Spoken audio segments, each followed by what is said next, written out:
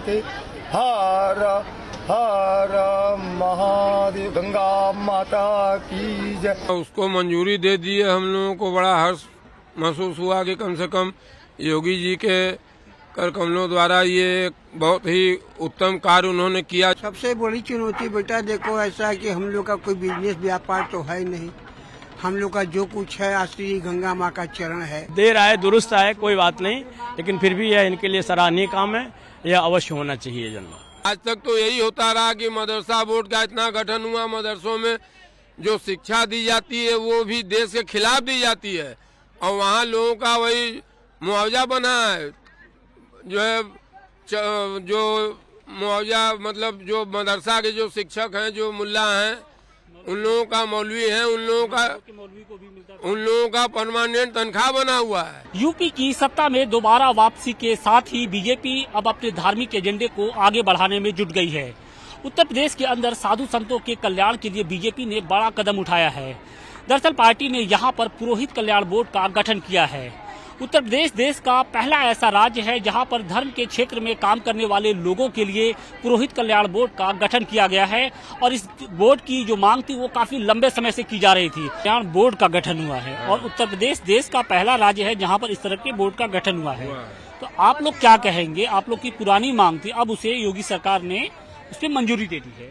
हाँ, उसको मंजूरी दे दी है। हम लोगों को बड़ा हर्ष महसूस हुआ कि कम से कम योगी जी के कर कमलों द्वारा ये बहुत ही उत्तम कार्य उन्होंने किया, जो कि काशी के तीर्थ पुरोहित गण जो थे भाई, इसमें भी छोटे बड़े सब हैं।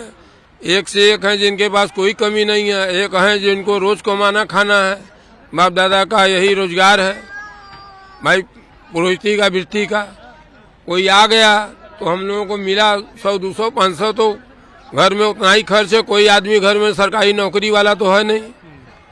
जो है मकान टैक्स देना है, पानी टैक्स देना है, हाउस टैक्स देना है, बिजली टैक्स देना है, सरकार का पैसा सब देना ही है, रहना है तो और लगता है कि अब ये बन जाने से हम लोगों को ये जो है सहयोग जरूर मिलेगा कि कुछ अनुदान उनके द्वारा हम लोगों को प्राप्त होगा, तो उससे हम लोगों की गाड़ी पटरी पर आ जाएगी और हम लोग भी एक मतलब कहने योग्य रहेंगे कि हम भी गवर्नमेंट के सानिध्य में हैं भैया।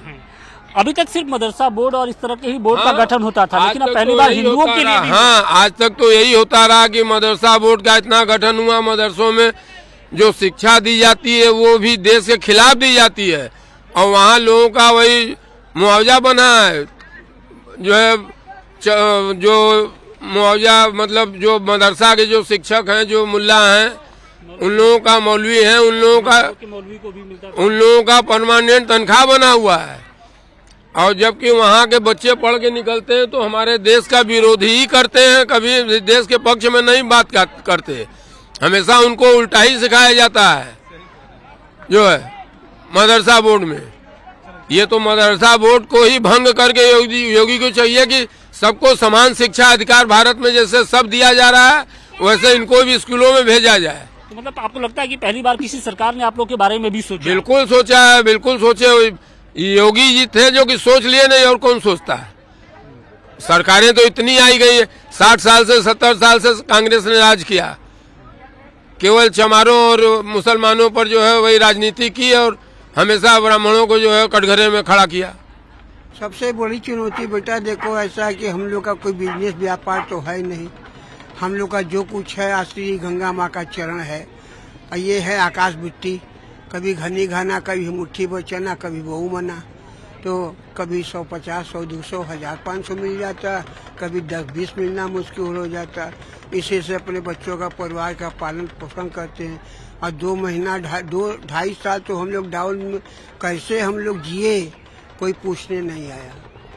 कैसे हम लोग जिए, कैसे हम लोग 2 टाइम रोटी चलाए, कर्ज लिए, उधार लिए, कुल लॉकडाउन एकदम खत्म कर दिया। गंगा स्नान करना सब हम लोग का रोजी रोटी बंद हो गया, कोई नहीं आया पूछने। अब ये हमारे माननीय जो चाहे गृह राज्य मंत्री जी हों, चाहे केंद्र के हमारे माननीय मुख्य मोदी जी हों, ये लोग जो भी काम कर रहे हैं बहुत सराहनीय काम कर रहे हैं। कम से कम लोगों को रोजी रोटी मिल रहा है, बिजनेस व्यापार फैल रहा है। नाव वाले, घाट वाले, पुजारी वाले कुछ जी रहे हैं। तो आपको उम्मीद है कि ये जो पुरोहित कल्याण बोर्ड का गठन हुआ है उससे और बेहतरी होगी? ये बेटा देखो, जब तक उसके पूरे प्रोजेक्टों को नहीं समझ लेंगे, गवर्नमेंट का क्या प्लान है, क्या सुविधा हम लोगों को गवर्नमेंट दे रही है, तब तक हम कुछ नहीं बोल सकते हैं। कह रहे हैं कि सिर्फ मस्जिद के मौलवी या बहुत सारी ऐसी सरकारें थी जहां पर उन्हें एक अनुदान राशि दी जाती थी, 25,000 रुपये तक मानदेय भी दिया जाता था, लेकिन पहली बार ऐसा हो रहा है कि अब पुरोहितों के लिए भी इस तरीके का प्रयास किया गया है। यह सराहनीय कदम है और इससे इनके परिवार का, इनके रोजी रोटी का बहुत सहारा मिलेगा और इससे इनके विकास और परिवार के उन्नति के लिए यह मार्ग जो है बड़ा सहायक होगा जरूर। और माना यह जा रहा है कि पार्टी के धार्मिक एजेंडे के लिए भी ये फैसला बेहद कारगर साबित होगा।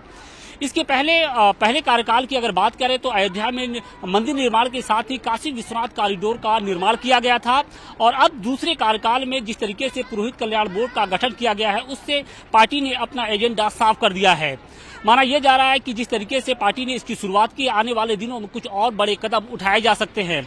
आपको बता दें कि पुरोहित कल्याण बोर्ड के गठन के लिए बीजेपी ने अपने संकल्प पत्र में भी वादा किया था। वाराणसी से अतकेश के साथ आशुतोष सिंह, टाइम्स नाउ, नवभारत। खबरों के पीछे की खबर पहुंचाते हैं हम, आपकी आवाज को मुद्दा बनाते हैं हम। टाइम्स नाउ नवभारत को YouTube पर लाइव देखिए, सब्सक्राइब करिए और बेल आइकन जरूर दबाइए।